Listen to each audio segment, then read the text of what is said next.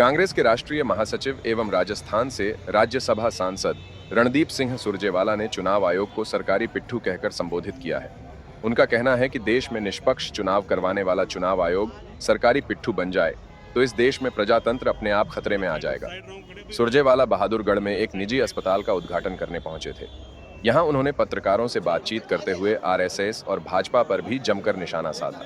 रणदीप सुरजेवाला का कहना है कि कांग्रेस नेता राहुल गांधी ने महाराष्ट्र की वोटर लिस्ट का महज डाटा मांगा है, क्योंकि महाराष्ट्र में विधानसभा और लोकसभा चुनाव के 60 से 70 दिन के अंतराल में करीब 50 लाख वोटर बढ़ गए।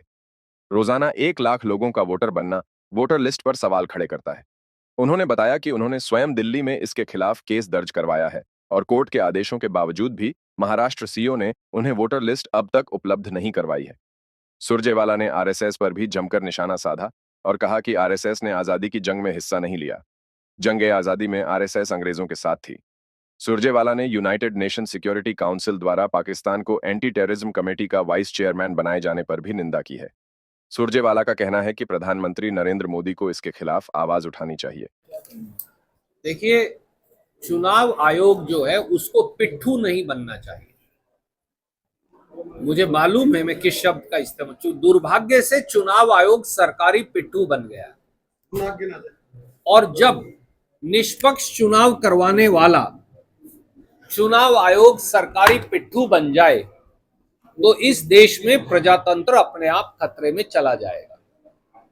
जो राहुल गांधी जी मांग रहे हैं वो केवल और केवल वोटर लिस्ट का डेटा मांग रहे हैं, क्योंकि लोकसभा और विधानसभा चुनाव के बीच महाराष्ट्र में 50 लाख से अधिक वोटर बढ़ गए। 60 या 70 दिन में 50 लाख लोग कैसे बढ़ सकते हैं?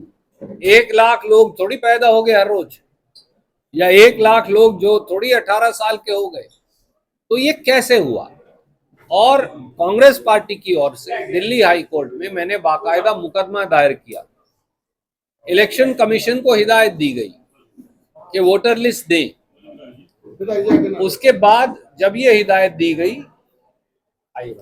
बाकायदा चुनाव आयोग ने ये आदेश दिया कि सीईओ महाराष्ट्र हमें सुनवाई दे। तो 2 बार मैं बंबई जा चुका इस सुनवाई के लिए।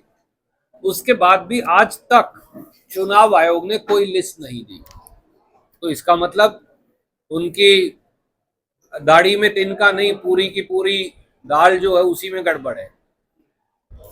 ऐसा है, आरएसएस ने तो कभी देश की जंग आजादी के संग्राम में भाग ही नहीं लिया। वो तो अंग्रेज के साथ थे। तो जो अंग्रेज के साथ थे उनको इतिहास की कितनी जानकारी है इसके बारे में तो वही जानते होंगे।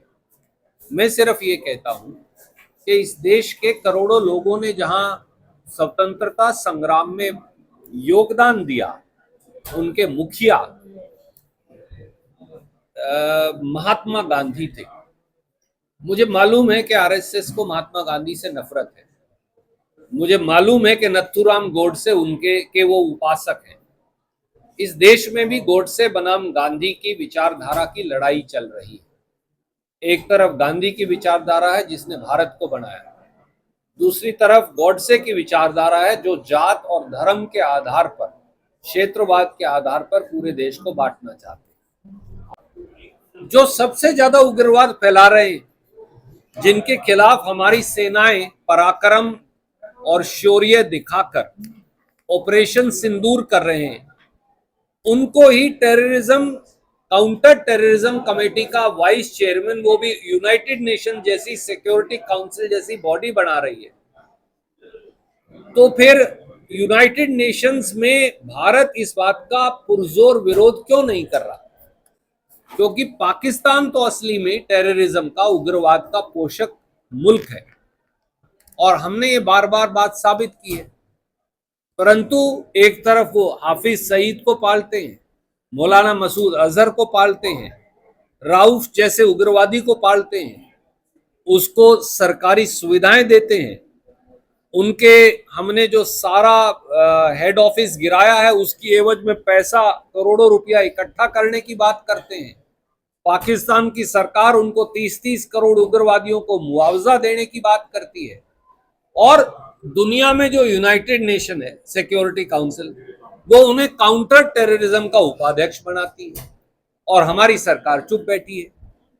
मैं मोदी जी से आग्रह करूंगा, आंखें खोलिए, कान खोलिए, थोड़ा सोचिए। मुझे पता है आपकी विदेश नीति बिल्कुल अब निकम्मी बन गई है, पर उसके बावजूद भी कृपया करके हिंदुस्तान की ओर से पुरजोर विरोध दर्ज करवाइए और सब मुल्कों को कहिए कि पाकिस्तान को यूनाइटेड नेशन सिक्योरिटी काउंसिल की काउंटर टेररिज्म कमेटी से उतारें।